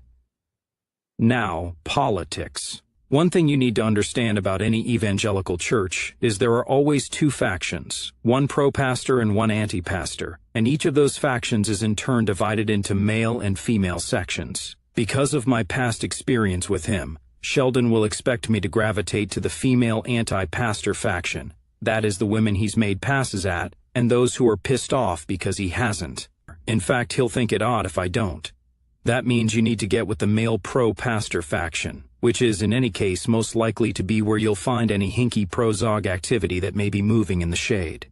That's one of the reasons I need you in on this with me. Ever since I shot him down, I don't think Sheldon would ask me to join any little underground Zionist sewing circle, if there is such a thing going on. Plus there's the fact that fundies aren't exactly big on valiant women warriors such as myself. Good church ladies are supposed to stay home and bake cookies. Evangelicals still think war is supposed to be an all-boys club. So did Cody, but he didn't insult Nightshade by voicing his opinion. He could understand the difference between the perfect world and the real one. She continued, I'm your introduction into the church, but you'll have to worm your way into the inner circle on your own. It will take a couple of services for me to catch up and get my bearings again, and then I'll steer you where you need to go. Emily nodded. He was back when my mom first started dragging me to services, although he's toned the praise Israel and love the nigger crap down a lot, since a few other preachers around Seattle got tarred and feathered and worked over with bats. Some of the congregation members in these evangelical sects are true believers in the Jew thing, but very few of the preachers. For one thing, they actually have some personal familiarity with the Jewish religion and personal contact with Jews in a way that the congregation members don't. It's kind of hard to maintain that the kikes are God's chosen when you know their own Talmud justifies murder, pedophilia, and every kind of deception so long as it's directed against non-Jews. That's one reason you'll notice that Pentecostalists and whatnot don't refer to the Old Testament all that much, except in the form of very watered-down Bible stories for the kids in Sunday school. Too many embarrassing incidents of swinish behavior on the part of the chosen ones to explain away. Things like Elijah sicking the bears on the children who made fun of his bald head, and Absalom going into his daddy's concubines in the big rooftop orgy, and Joshua praying to God to stop the sun in its tracks so he could go on killing. Our own CI people claimed that the Israelites were white, Cody pointed out. For all I know, they might have been, said Emily with a shrug. I assume you know enough history to know that today's Jews aren't the Jews of the Bible. That much about CI is certainly correct. Look, Cody, this isn't real Christianity. This evangelical horse hockey is to real Christianity what McDonald's is to food. It's composed of artificial ingredients and theological grease. It's wrapped up in pretty paper and cardboard, and then they market the hell out of it and stick little toys in with the fries. And nobody knows it better than these evangelical preachers. They're usually a pretty cynical lot. I doubt if 1 out of 10 of them actually believes any of it. It's a matter of which side of their bread is buttered. They've found a way to make money hand over fist that beats the hell out of working. They've gotten a taste of the good life, the money and the prestige and the adoring females in the congregation, and they know they can't enjoy it from a wheelchair. That's why most of them have shut the hell up about Israel and end times and that bird-brained rapture shit, and the 4,000 Jews running down into a hole in the ground when Jesus comes back and puts his big toe on the Mount of Olives, yada yada yada. They zipped their lips about it when it became hazardous to their health. The prospect of a midnight meeting with a guy like Bobby Bells has got most of them singing. I saw the light.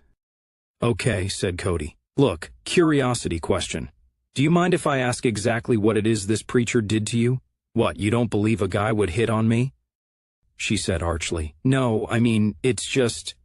Cody, don't worry about it, she laughed. I find it hard to believe myself. I know I'm ugly as a monkey's butt, believe me. Sheldon is just one of these compulsive womanizers who doesn't care what a girl looks like, as long as he gets to rack her up on his scoreboard. For some reason, the evangelical ministry attracts a lot of those, as opposed to the more mainstream churches, whose ministries attract faggots. Sheldon's rap with his female parishioners is as old as the hills. I think every false prophet from Rasputin to Jimmy Swaggart must have used it. Here, I'll give you a rundown. God's greatest sacrament is the forgiveness of man's sins, right? I mean, that's why we worship him, right? So he won't throw us into an ocean of burning fire when we die? I guess so, said Cody. I can think of a few better reasons for worshiping God than naked fear, though. Yeah, so can I, but remember now, I'm telling you the official fundamentalist version. I never actually got into all this religion stuff, he admitted. Well, you need to know the patter so you can blend in, she said reasonably. Now, men and women are all imperfect and sinners, by nature, right? It's a very handy doctrine, because otherwise it would cut way down on the number of sinners who need forgiveness, and that would accordingly cut down on the number of preachers needed to save souls and pass the collection plate, she said dryly.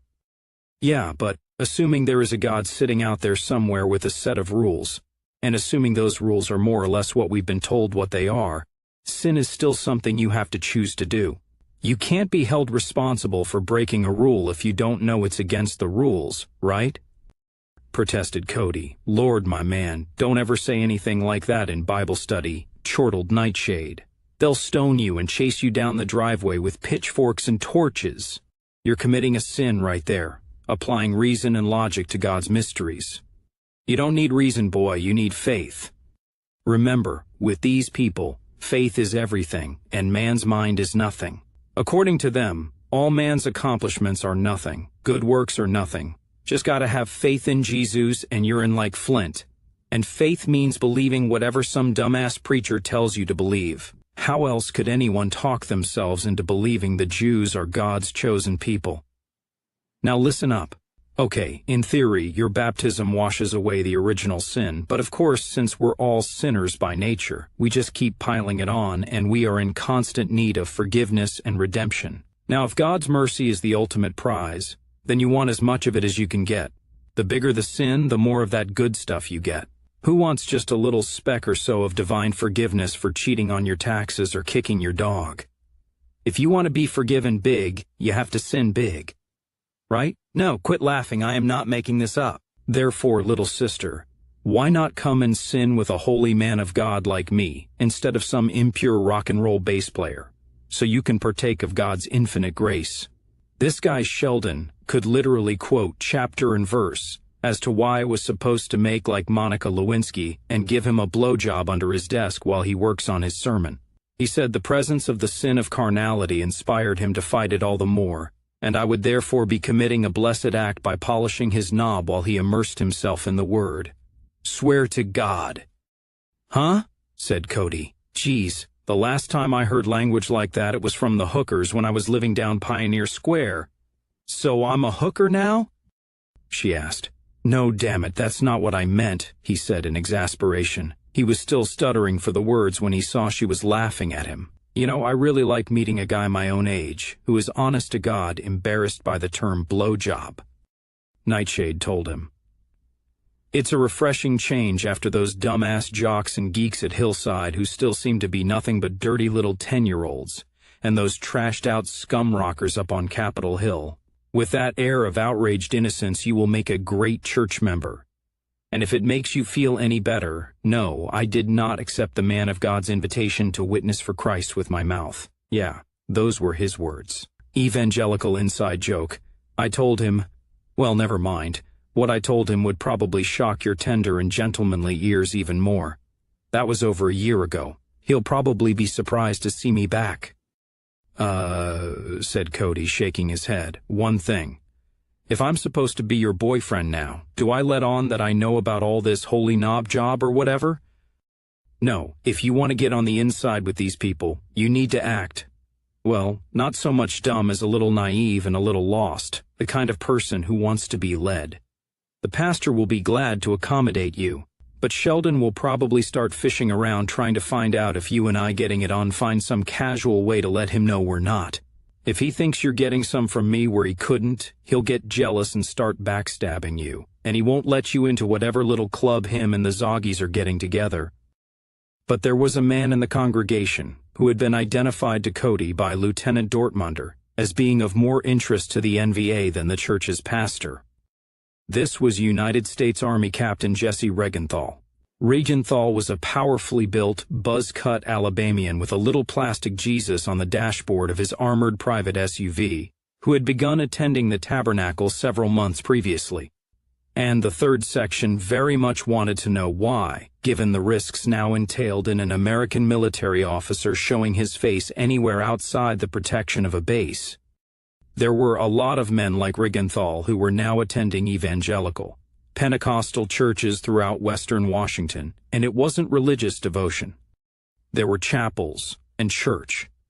After a couple of visits to the Assembly of God, Regenthal wasn't hard for Cody to get close to, with a few biblical questions in study group, and a little feigned hero worship as he listened to the officers' bragging war stories. To hear him tell it, Regenthal was a lean, mean, OD green, Arab-killing, Nazi-stomping machine. God, guns, and guts was what made America, he would solemnly proclaim. By special and dramatic permission from the pastor, Regenthal carried a Glock 9mm automatic conspicuously in a belt holster when he attending worship services. I normally wouldn't dream of bringing a weapon into the Lord's house, Regenthal told Cody solemnly. But in these times, a righteous man has to worry about being attacked by Satan's powers and minions at any time. I can tell you, there's a lot of them cowardly Nazi bastards hiding under rocks around here that would sure enough like to put this good old American country boy 6 feet under." "I can see why, sir," replied Cody with an awestruck, slack-jawed grin that would have done credit to any one of the Brady bunch. "Yeah, and you're looking at one, you swaggering ape." Maybe I can make you my notch number 2, he thought. As part of his newfound piety, Cody also met Emily's mother, and in fact, more often than not, they attended church as a trio, which gave them even more plausible cover. Janet Pastras was absolutely enthralled with him. "I'm so glad she's found a nice Christian boy like you, all polite and clean-cut, after she almost went to the devil. When she was running around with that satanic rock and roll man," said Mrs. Pastras, hugging him, the odor of a fine Chardonnay mixing with her perfume. "I always tried to raise my little girl up to know the Lord and walk in his ways, but she keeps running around.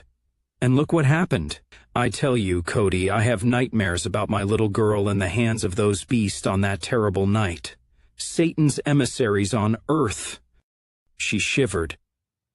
"Well, ma'am, I think maybe getting captured by the Jerry Rebs might have scared Emily straight," Cody told her. "I understand that the one that kidnapped her was a real monster, Conan the Barbarian with machine gun belts across his chest." Behind her mother's back, Emily stuck out her tongue at him. Cody was surprised to find that Emily lived in a suburban mansion in Bellevue, which was at least as luxurious as the Shipman home, albeit rather disorderly, and seldom vacuumed since the Pastras' last Nicaraguan maid had fled in fear of the NVA.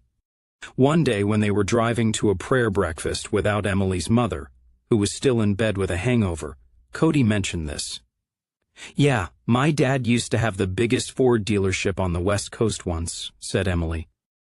"He was making truckloads of money, but he always wanted more, and to be honest, Daddy didn't have much sense.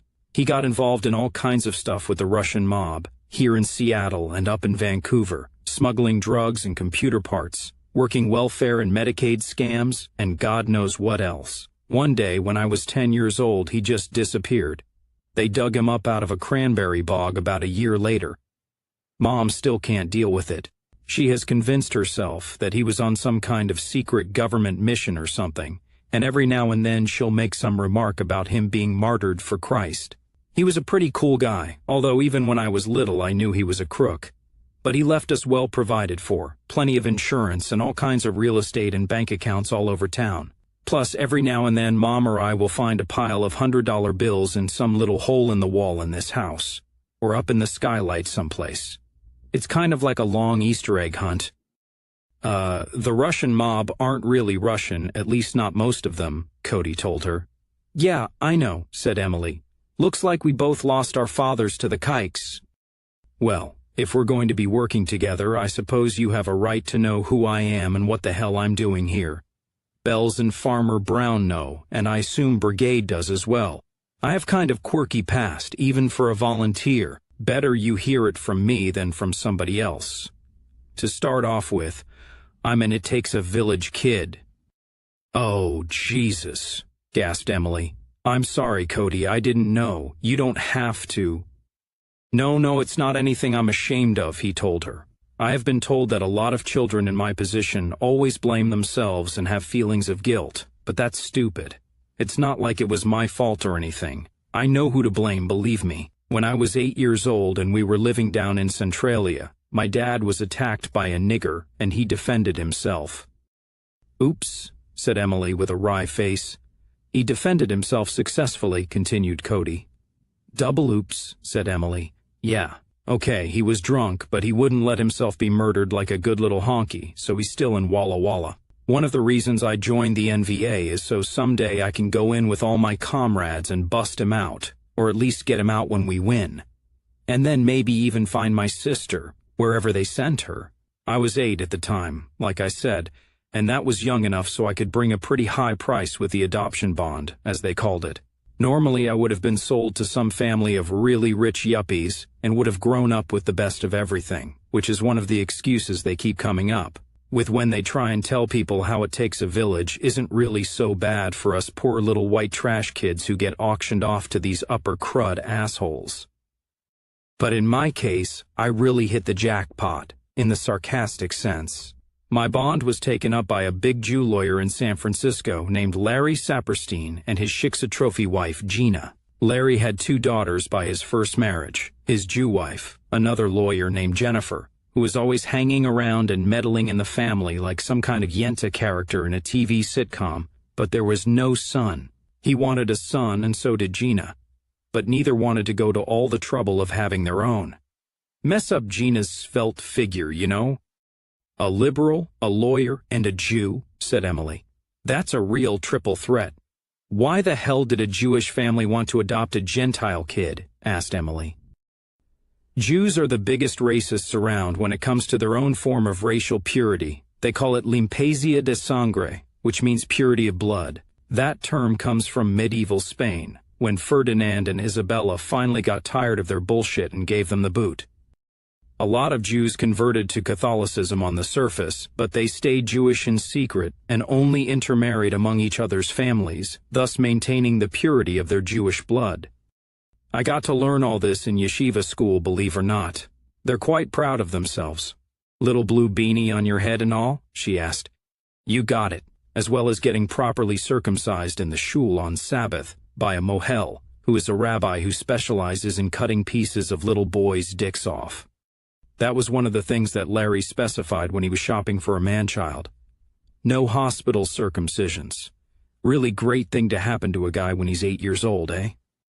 Have some bearded freak cut your dick off, or part of it anyway, in public, in front of a minion of 10 other men and the rest of the damned congregation.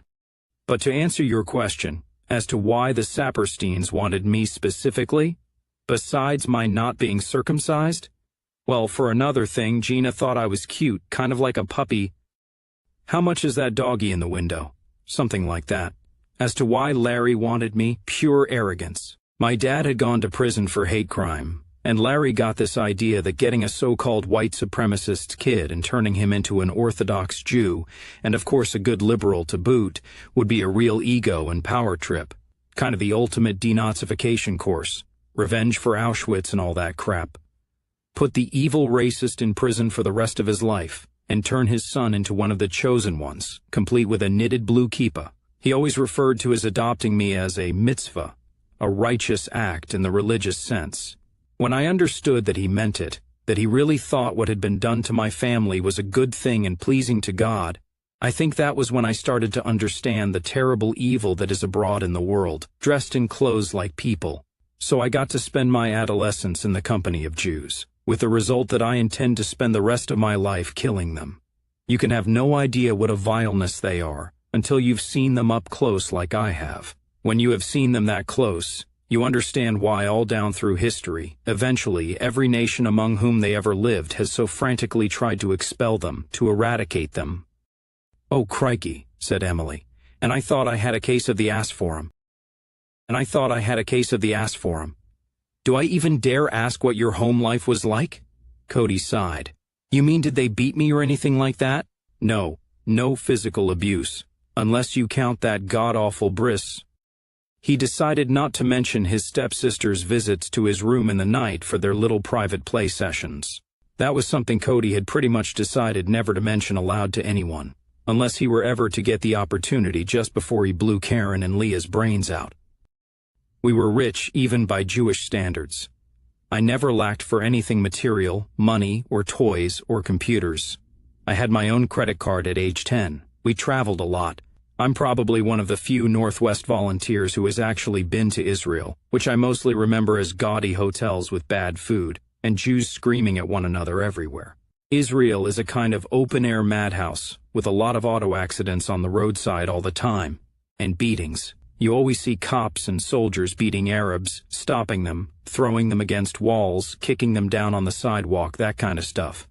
It's ironic they call us haters. In Israel, there is this poisonous atmosphere of hate and violence and madness that just seems to hang in the air like the dust. You choke on it.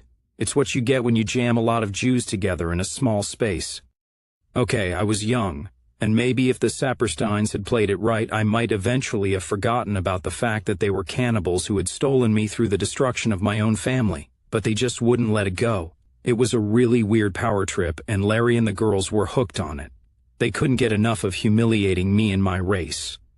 A lot of it was what you would expect, of course. I got dragged to the San Francisco Holocaust Museum at least once a month the whole time I lived with them. I got to know the ushers and the janitors by their first names. Most of the time, Larry tried to be this big, all-wise father figure when he wasn't devising all kinds of weird little psycho head games to mess with my mind. I was his project in life. I was a kind of toy robot or machine he was building, and he was constantly tinkering. He was just determined he was going to mold me into some kind of corporate Henry Kissinger rabbi super freak philosopher statesman who would elevate Israel above the nations or something. He used to take me into his study after dinner and sit me down and go into these long monologues about ethics and history, and Torah, and true humanism, and Kabbalah, and the brotherhood of man, and the symbolic snake of Judaism, and on and on and on. It was the most boring, arrogant, enraging bullshit you have ever heard in your life. Are you familiar with the psychiatric term paranoid schizophrenia? Decayed personality, delusions of persecution, fascination with excrement, so forth and so on. Well, the Jews have made a whole religion out of a mental illness. With that plus what I got in yeshiva, I could probably pass as a rabbi and argue Talmud, which I've already had passed up to third section. I may end up getting sent to New York for Operation Apple Smash. It was, God, I don't know how to describe it. It was just hellish. Sometimes I used to get the idea that Jews aren't really people, they're reptiles of some kind. It was like I was living in a crocodile pit or a serpentarium, with things always slithering just out of my line of sight. They just feel different from normal people. The Christian identity people in the NVA I've met tell me they are of satanic creation. I don't know about Satan, but I can believe they are made on some kind of different blueprint than white people. God, those so-called ethics sessions of Larry's. I felt like I was drowning, but I couldn't just pretend to listen. I had to ask questions and sit at his feet and pretend to absorb it all like a sponge, knowing I was looking at the man who was benefiting from my father's agony, the man who had taken me but thrown my sister back in the bargain bin. Gina wasn't really so bad. She was just completely materialistic and a bubblehead. She liked me, and she was nice to me. But Karen and Leah, and that whole crowd I was forced into? Larry might have considered me to be his project, but none of the rest of them were buying it. Oh no. I always knew that adopted or not, I was not one of them, and if things ever went bad, they would turn on me in a heartbeat. I was a Shagetz, and I was never allowed to forget it. A what? Asked Emily, fascinated. A Shagetz. It's the male version of Shiksa. Look, I can't really tell you what it was like, and we'd better get inside. Pastor Len might get the idea we're out here canoodling or something. Couldn't check out any really subversive books because I was a kid and the library had a policy of sending the parents a list of all the books their children checked out, so they could make sure their progeny weren't turning into evil Nazis, or Satanists, or Tridentine Catholics, or falling into some other unapproved thought. When I was 13 and old enough to check out books from the adult section, I rented a private mailbox from a chink who didn't care how old I was, so long as my money was good. I waited until there was a trainee librarian behind the main desk. I applied for a new card, and I listed a phony parent at the mailbox, so then I had 2 cards. That way I could check out what I really wanted to read. Every week I'd dump my school books in my locker, go to the library, check out some politically correct books on my official card and my own choices for the week on my bootleg card. I'd come home with an armful of things like The Rise and Fall of the Third Reich, biographies of Martin Luther King, stories about Indians, and of course all kinds of Jew stuff by Saul Bellow and Philip Roth and so on. You get the idea. In my book bag, which they'd think were the school books I'd left in my locker, I had the stuff I really wanted to read. Anything I could find about white people and white history. Mostly older stuff, of course. I remember I read once in the Meditations of Marcus Aurelius a simple sentence: if it is not right, do not do it. If it is not true, do not say it. I contrasted that with all the so-called ethics in the Talmud and yeshiva and Larry's evening rants, and I knew that was all the moral law I'd ever need. And it didn't come from any goddamn Jew rabbi with a beard and a kippah. It came from a man of my own race. I suddenly understood that the rest of the human race doesn't need the Jews to lord it over us and tell us right from wrong. We know, and we know a hell of a lot better than they do. Then when I was 16, and something made me know I was ready, I went to a used bookstore where I knew the guy behind the counter. And for $100 I bought an illegal under-the-counter copy of Mein Kampf. And that was it. I finished the Führer's book, went to an ATM and maxed out my cash limit on my card so I'd have some traveling money. Then went back to the Seppersteins for the last time. Larry was sitting in the kitchen having a nosh. He said hello or something, and I told him today I am man, which in case your Judaic lore isn't what it might be, is what I'd said in shul for my bar mitzvah. It was time for me to be a man. I went to the drawer and pulled out a carving knife, walked up to him and said, "Jared Brock says hello, Jew boy," and stabbed him in the gut. He ran through the house screaming in Yiddish, with the knife sticking out of his belly. I walked out, I got away, and after many perilous and swashbuckling adventures, here I am about to go in there with you and tell those yeggs in there all about how I've been washed in the blood. So I have. Just not the blood they mean, Emily giggled. You know you're not supposed to say anything when you hit, she reminded him. Yeah, I know, the no conversation rule. Bells explained that to me. I think that was why Larry was able to react a bit and dodge my thrust, because I took time to run my mouth and warn him. If I'd kept quiet and just done what I had to do, I might have made my bones 2 years ago instead of the other night. That was your first? She asked. Yep, he admitted. There was no point in denying it since she was hanging with Bobby's crew now and she could find out. You did very well, she complimented him. Well, thank you, ma'am, he said in a bad John Wayne imitation. Now I think we need to get in there and start getting filled with the spirit of the car, then leaned back in. And to save you asking, no, I haven't actually done the deed yet, just said a few of 'em night. Does it bother you? He asked her. She stopped smiling. One day I'll tell you my story. Then you won't have